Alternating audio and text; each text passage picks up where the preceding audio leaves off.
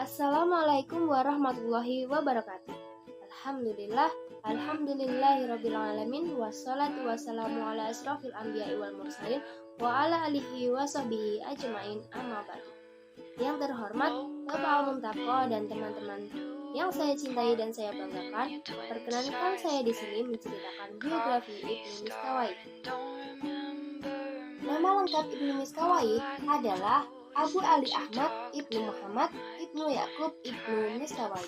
Ia dilahirkan di kota Rai, Teheran, Iran, sekitar tahun 330 Hijriah atau 941 Masehi, dan wafat di Asfahan pada tanggal 9 Safar 421 Hijriah atau 16 Februari 1030 Masehi.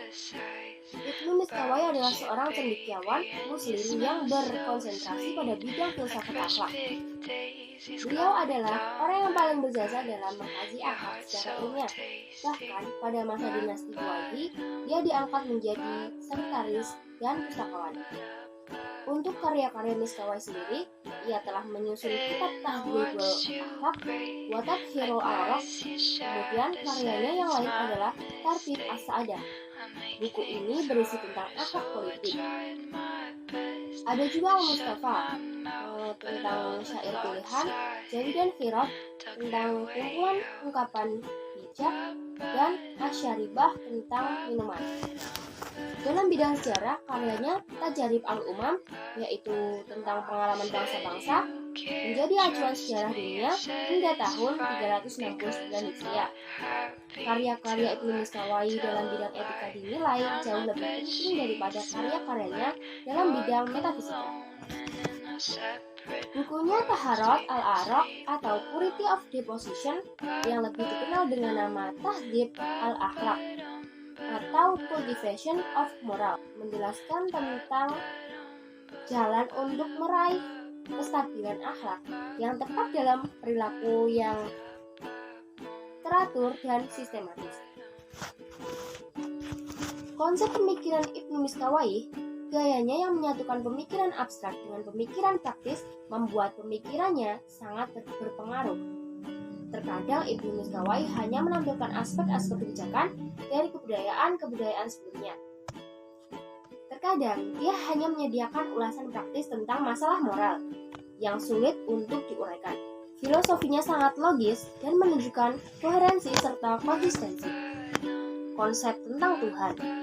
Bagi Ibnu Miskawayh, Tuhan adalah zat yang jelas atau tidak jelas. Jelas karena Tuhan adalah yang hak atau benar.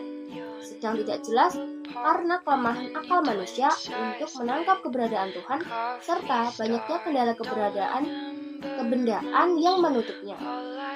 Tentu saja ketidaksamaan wujud manusia dengan wujud Tuhan menjadi pembatas. Menurutnya, entitas pertama yang menanam dari Tuhan adalah akal aktif, yaitu tanpa perantara suatu apapun yang bersifat kekal, sempurna, dan tak berubah.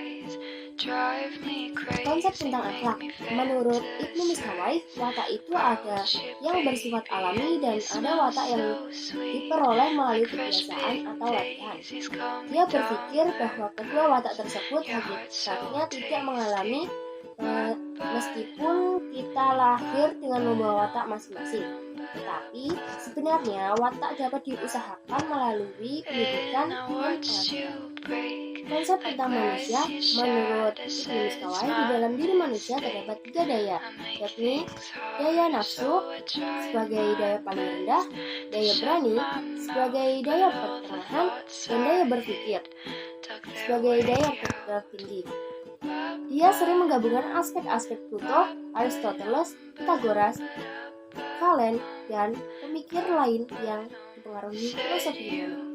Namun ini bukanlah suatu penjarahan budaya, melainkan usaha kreatif menggunakan pendekatan berbeda ini untuk menjelaskan masalah-masalah. Mungkin cukup sekian dari penjelasan saya. Mohon maaf jika ada salah kata. Wassalamualaikum warahmatullahi wabarakatuh.